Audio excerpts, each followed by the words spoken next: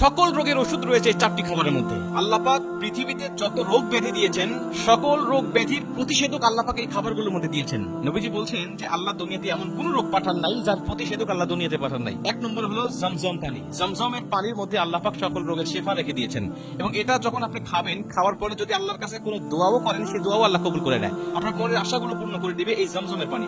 এজন্য নবীজি বলছেন এটা পাইলে তুমি ইচ্ছা মতো খাও। যদিও আমরা বাংলাদেশে থাকি, ইচ্ছা মতো জমজমের পানি আমরা পাই না, তাই খেতে পারি না। কিন্তু যখন আপনি উমরা বা হজে যাবেন, তখন আপনি ইচ্ছা মতো পানিটা পান করতে পারবেন।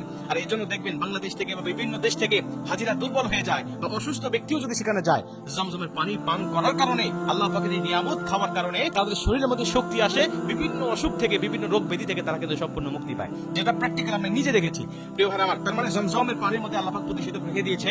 এটা আপনারা যতটুকু পারেন এটা পান করার চেষ্টা করবেন যদি পান কখনো।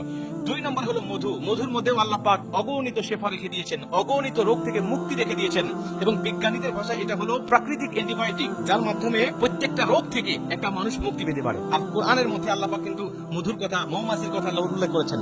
মৌমাছির সম্পর্কে তো আল্লাহ পাক পবিত্র করে একটা সূরা নাজিল করে দিয়েছেন, সূরাতুন নাহল। নাহল মানে মৌমাছি, এবং মধুর কথা উল্লেখ রয়েছে। প্রিয় ভাই আমার, এজন্য মধু খাওয়ার চেষ্টা করবেন। এটা হলো প্রাকৃতিক অ্যান্টিবায়োটিক, এর মাধ্যমে আল্লাহ পাক আপনাকে শেফা দান করবে। এবং 3 নম্বর হলো কালোজিরা।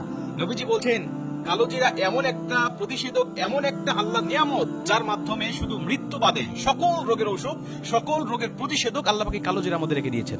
আপনি এই কালোজিরাটা খাওয়ার চেষ্টা করবেন। আপনি যখন মধু খাইলেন, মধুর পাশাপাশি বা মধুর মধ্যেই আপনি কালোজিরা দিয়ে হাতে রেখে চেটে খেয়ে ফেললেন, কারণ মধু চেটে খাওয়ার কথা হাদিসের মধ্যে আসছে। খাবারের মধ্য দিয়েও খেতে চান, তাও আপনি খেতে পারেন। যে কোনো ভাবে আপনি কালোজিরাগুলো খাওয়ার চেষ্টা করবেন। এর মধ্যে আল্লাহ পাক অগণিত শেফা আপনার জন্য রেখে দিয়েছেন। এবং সর্বশেষ সেটা হলো খেজুর। এই খেজুরের মধ্যে আল্লাহ পাক যে কত নিয়ামত রেখে দিয়েছে, এটা আমি আপনাকে এই অল্প সময়ের মধ্যে বলে বোঝাতে পারবো না। নবীজি সাল্লাল্লাহু আলাইহি ওয়াসাল্লামের সাহাবীদের প্রধান খাদ্যই ছিল যেন খেজুর।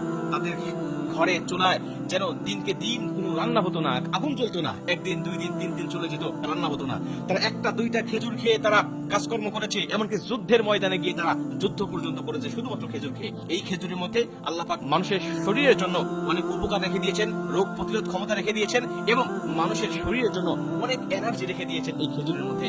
এই জন্য আপনারা যদি সম্ভব হয় কখনো এই 4টি জিনিস সর্বসময় সংরক্ষণ করে রাখা, এবং যখনই সুযোগ হবে, যখনই আপনার দরকার হবে, প্রয়োজন হবে, তখন আপনি এগুলো খাওয়ার চেষ্টা করবেন। এর মাধ্যমে আল্লাহ পাক আপনাকে সুস্থ রাখবে। আল্লাহ পাক আপনাকে দুনিয়ার জমিনে এই জন্য সুস্থ রাখবে যেন আপনি আল্লাহর ইবাদত বেশি বেশি করতে পারেন।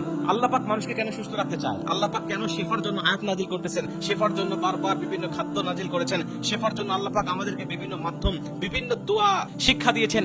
এর কারণ একটাই, বান্দা যেন দুনিয়ার জন্য সুস্থ থাকে, আর সুস্থ থেকে সে যেন আমাকে ইবাদত করে, আমাকে সন্তুষ্ট করে। আমরা জানি অসুস্থতা হলো আল্লাহর নিয়ামত। এর কারণ হলো মানুষ অসুস্থ হলে আল্লাহকে স্মরণ করে, আল্লাহকে বেশি বেশি স্মরণ করার চেষ্টা করে।